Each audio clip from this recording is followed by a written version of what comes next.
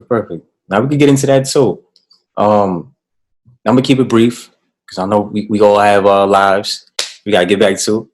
That's all Um, good. let's see. I guess I'll just jump right back into the questions. First, I'm gonna do my intro.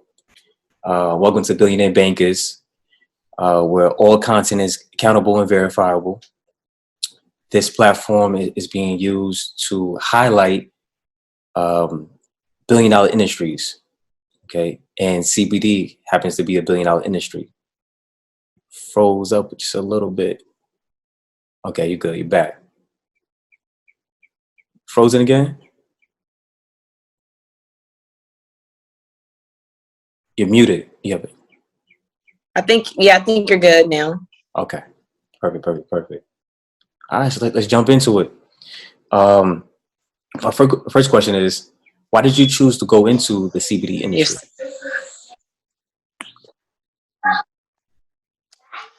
So my dad used to be a tobacco farmer, and we saw pretty much how the tobacco farmers got pimped pretty much back in the day by having a middleman. And I've always thought about, like, if we were able to roll the cigarettes and do the things that the tobacco farmers, that the middleman did, how much, richer people would be.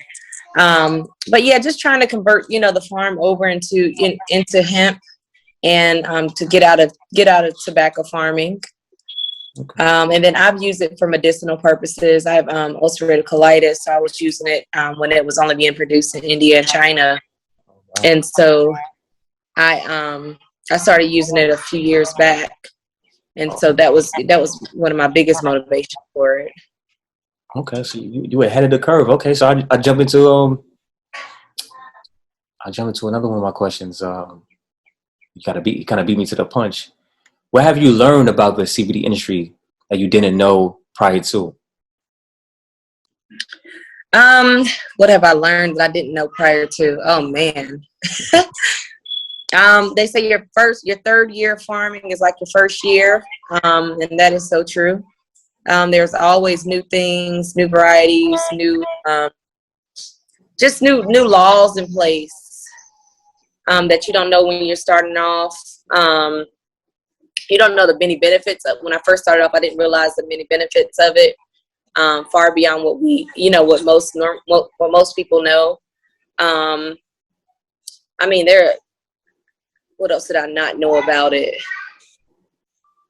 Just the wealth of information of people coming in and telling me like what I think something can be used for, and they use it totally different, and it gives them a different result, but a good result.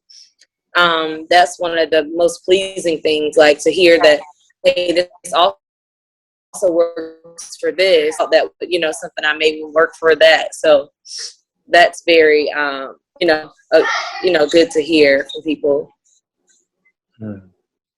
Okay. Has it been profitable? And I didn't know about him. You're kind of breaking up a little bit. I really didn't know much about. I said hempcrete was a big one that I really didn't know much about either. Hempcrete? Hempcrete. What was that? Like concrete. Okay. Oh, okay. Hempcrete is like a, yep. You're breaking. Hold on 1 second. Yeah, you're breaking up on your side too. Okay, you're back.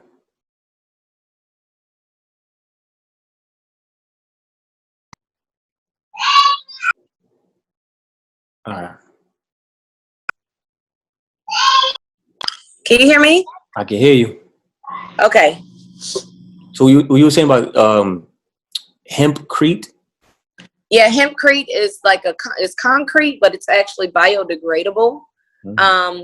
But with the lime mixture, the biggest issue with the hempcrete before was it being biodegradable on the actual foundations. So now they figured out a way where it won't be biodegradable with the lime mixture where you can actually stay to use for foundations now. By trade, I'm a general contractor, so it's already in the code book. There's an actual hempcrete home in Asheville,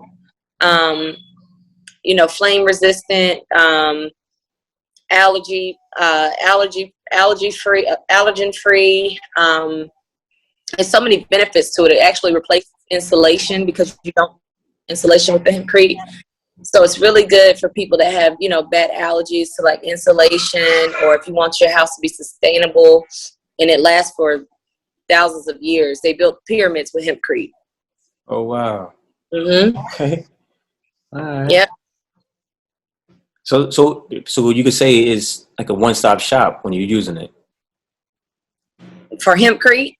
Yes. Yeah, definitely. Okay. Definitely. That's cool. I didn't know that. Hold on one second. Let me grab my charger really quick. Hold on one second. Go for it.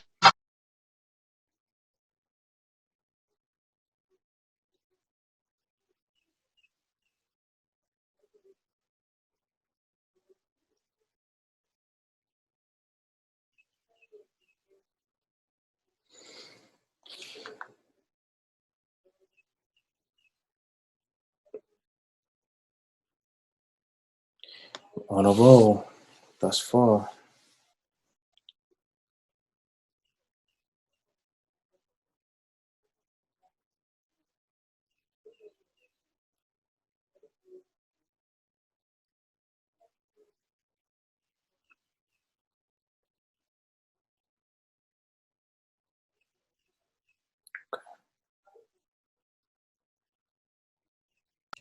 Okay, I'm back. All right, cool. Okay, let's see. To jump right in there. Has it been profitable for you thus far? The cannabis industry has been, it's been profitable. It's different than what you read online. A lot of people go off of what they see online, and they base their numbers off of that. But there are a lot of surprise costs in the industry, whether you're growing or whether you have a store. But yeah, it's been profitable. We sustained throughout the pandemic, so that was very good for us, and that was a blessing. But yeah, I would say don't go off of what you see online. It's one of those type things you kind of got to do for yourself, because climates are different, and people are different. Whatever area you're selling it in is much different also. Okay, so I guess that would be like a two-part question. So, are you just a grower, or are you in the distribution as well, storefront? Yeah, so we grow it, we process it, and we put it in our stores. So we're seed to shelf. We're vertically integrated, so we farm it. Can you hear me? Mm. Yeah, so we grow it, we process it, and we put it in all of our locations. So everything in our stores is ours. It's produced by us. We actually make all the products except one product, and that's the hot sauce. But yeah, all the products are ours, and our biggest thing is your farmer, know where it's coming from. If you're buying anything that you're using for medicinal reasons, make sure you know where it's coming from. Some people buy their CBD and stuff in smoke shops. If they can't tell you what farm it came from, what farmer it came from, I wouldn't trust it. Why is that? Because it's so important. You have people that are white labeling a lot of products that's coming from like China and India. You have a lot of white label companies that saying it's their brand, but it's white labeled. White labeling meaning somebody else made it, they bottled it and everything, and people are just putting their labels on it. So they really can't stand behind saying, "Oh, I know where this came from," or "I know, where it was made." Okay. So it's almost like a street product in a sense. Well, some people treat it as a street product, but it shouldn't be treated as a street product. Like how they sell in the smoke shops and stuff like that, they almost treat it like a street product. And like at gas stations, don't buy gas station CBD, please. You got to think about would you buy your pharmaceutical, would you buy antibiotics from a gas station? Not at all. No. Okay. So yeah, we got to treat it, that way. Okay. Let's see. What else I got for you? I got I guess you kind of answered this already. Do you use your own products, and if you do, in what capacity? Yeah, I use my own products. Like I was saying before, I have an autoimmune disorder called ulcerative colitis. And so I've used it for that for a while.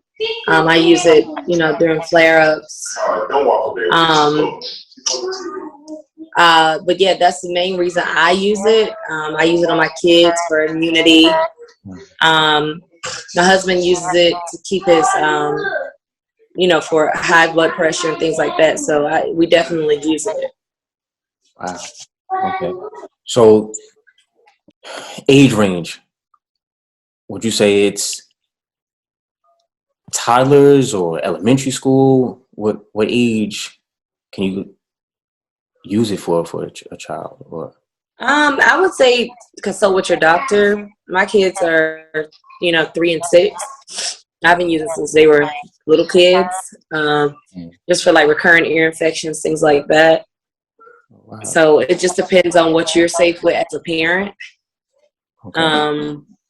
That's the biggest thing, and what your doctor says. Like some people can use it while they're pregnant, some people won't. It's just like your preference. So when you say that use it, because I have a 4-month-old, so when you say use it when you're pregnant, are you referring to like tinctures? Yeah. So it's good for nausea. So it helps with nausea. Okay. The oils do. It helps with anxiety also. So a lot of pregnant women use it for those two things. And so it's just one of those personal preference things, like using cannabis while you're pregnant or not. But most people use it at a lower level. Gotcha. Now, they won't use like a stronger one, but they'll use it just enough to take the edge off of them being nauseated. Same thing for cancer patients. A lot of them use it for nausea. Okay. So like a tincture or, and correct me if I say it wrong, like a topical. Topical is good too, also for massages, for arthritis. But for pregnant women, it's really good for massages. We have a massage oil also. But yeah, and the tinctures are good for nausea. Okay. But you wouldn't suggest a woman to smoke it if she's pregnant? I would say talk to your doctor. I did some every now and then for the hemp.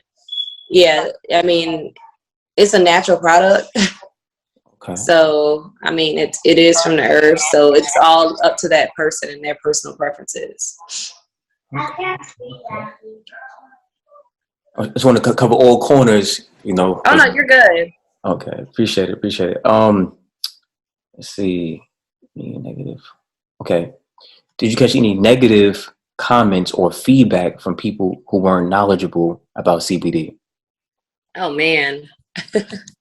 Yeah, our whole slogan is keep calm, it's not marijuana, it's hemp. Because when we first opened our first store, they were like, we saw comments about, a lot of people were supportive, but we had, the few that were like, oh, they're going to be selling weed on the corner, Wendell, Yeah. So that was a big thing, but once people started finding out what it was and how it helped them, that changed very quickly. And I would say like within the first 6 months, but you still have your people that are against it, and that's okay. They can be against it. But yeah, we did have some, negativity about it being, they're actually selling marijuana, things like that. Just ignorance. So what's the difference between the marijuana and hemp? The biggest difference between marijuana and hemp is marijuana has a high delta. Their delta 9 THC is above 0.3%. And hemp has to stay under 0.3% legally, the delta 9 limit. Okay. Hemp doesn't have won't ever get like a high delta 9 like marijuana will. Marijuana's delta 9 is, much higher than hemp. But for us to legally call it hemp and to say it's hemp, it has to be under that 0.3% delta 9 THC. And that delta 9 THC is what's responsible for that psychoactive high. I was going to ask you that. Mm-hmm. Okay. Yeah, and you have other THCs, but that one specifically is responsible for the psychoactive high. Okay. So what is CBD?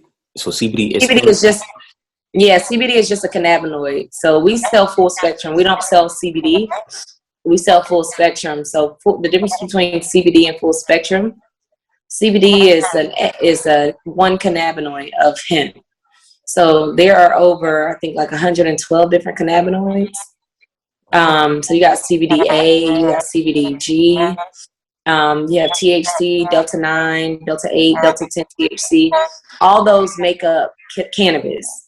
So when people say they just sell CBD, they're just selling an isolated version of CBD and it has no THC in it. All of our products have THC in it because we feel like the entourage effect is best when it has all of its family. So when it has all the aspects of the plant, like we don't want to try to pull nothing out or GMO it, if that makes sense. We want to keep everything in the plant. Got you. Mm-hmm. Genetically modified. Right.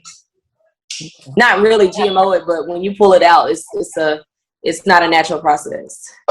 Mm-hmm. Got you.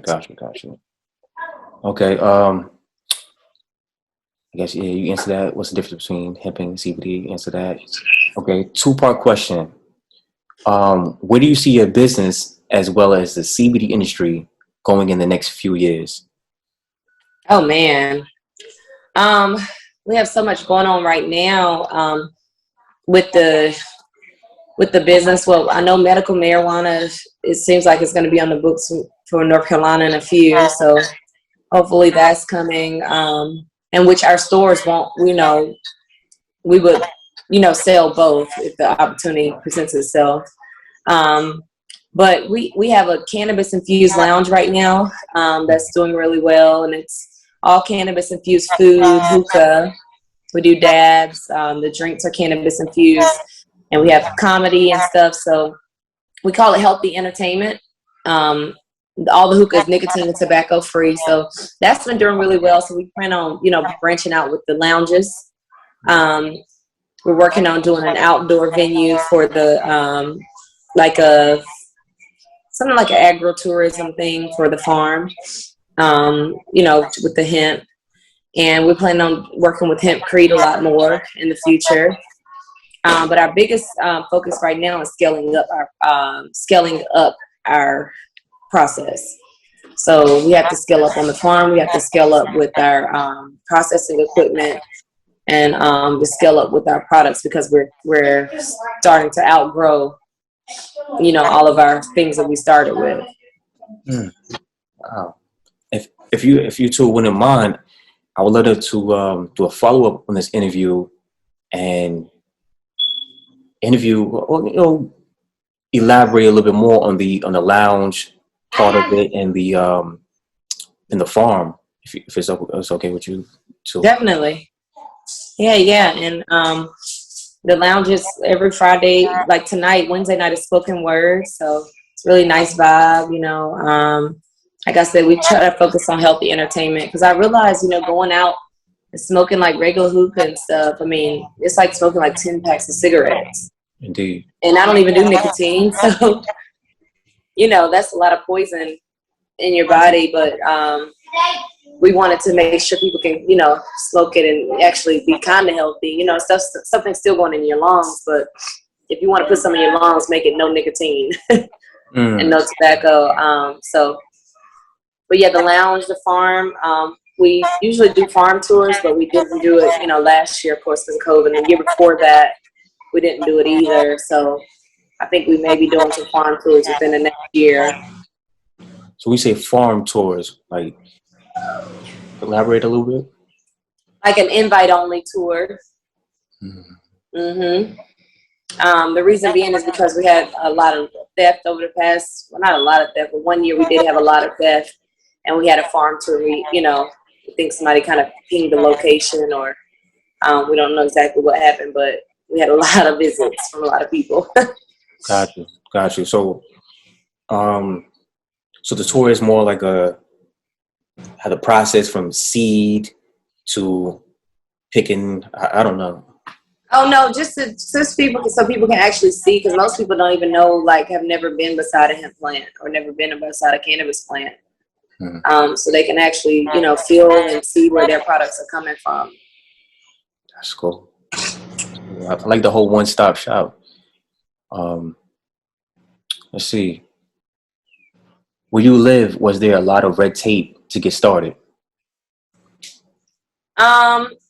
No, it wasn't a lot of red tape. The biggest red tape is for other people, and I think it'll be a challenge, is you have to have a Schedule F, which is farm income, when you apply for the license, and most of us don't have that.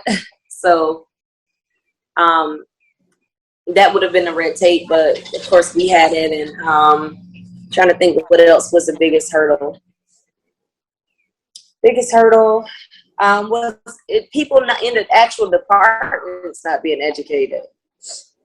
What do you mean? So people that wrote the bill, the people that put the application together, not being educated on, how to fill out the application. So that was a lot.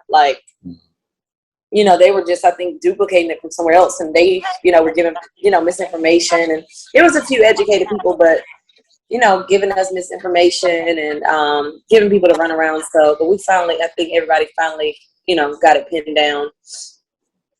And that was the biggest thing, just the application process at first, which is not a hard application, but they were certified. People were asking for certified seeds and all that stuff. And, had no direction to where to find that stuff at. So we were calling Europe and Canada. We were all over the place. Okay. And correct me if I'm wrong. I heard that the application itself was just like 100 pages, or was that marijuana? That's marijuana. Gotcha. Yeah, and that's why I always say people get so stuck on marijuana, when marijuana, you can only use two things, smoke it, tinctures, edibles, things like that. But the hemp plant, you can do so much more with it. So I think us as people get stuck on marijuana because it's been taboo for so long. And hemp is way more profitable. Like, you can build houses out of it. So, from fiber to plastics to everything, hemp can be used for pretty much everything you see. So that's what makes the hemp plant much more profitable to me and more valuable than marijuana. Marijuana looks good because it's like, oh, God, this is the thing to do. But really, get your, hemp license first, and then try to fall into marijuana. There's no need to spend $1 million on a marijuana license, and that's not even guaranteed to get it. Okay. So I think we focus on that because it's, like I said, it's just been so taboo for so long, and that's just, that's just the thing we know how to do. Gotcha. It's kind of bled into the culture, I guess, maybe from like the hip hop culture, things of that nature. I'm assuming. You're breaking up. I said, I'm assuming maybe from like the hip hop culture, the punk rock culture, the music culture. Right. Got you. Yeah. This is not even one of my questions, but I'm gonna throw it out there because you got me thinking about you said that foundation, you said installation. Before, I don't think we even said the name. Did we say the name of your business? I'm sorry? The name of the company. Oh, so our company name is Cannabis Inc. Our retail aspect of it is the hemp source. Our processing aspect is Trichome Genetics. Okay. So Doja is the lounge. We just have different sectors of the company, but our headliner company is Cannabis Inc. And the retail outlets is the Hemp Source. Gotcha. SOURCE. Okay. So the question I was going to lead into is you and your husband, do y'all plan on, I don't know, creating hemp houses? It's in the plans for later on.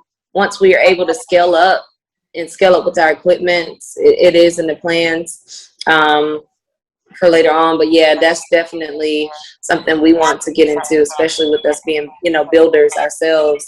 That's very that's definitely something that's piqued our interest, and you know, we have plans on, you know, dealing in. Okay. I believe I have 2 more questions for you. Okay. Let's see. Yeah. Okay. I guess you already knocked that one out. Why CBD and not marijuana? But you already knocked that one out. Why hemp? Why hemp, not marijuana? Pardon me. Why hemp, not marijuana? Mm-hmm. Let's see. How can people reach you? That's my last question. How can people reach you and support your company? So our retail Instagram is at the Hemp Source, SOURCE USA. Our website is the Hemp Source, SOURCEUSA.com. That's the best way, you know, to reach us and to stay connected with us. Our headquarters store is on 33 North Main Street in Wendell, North Carolina.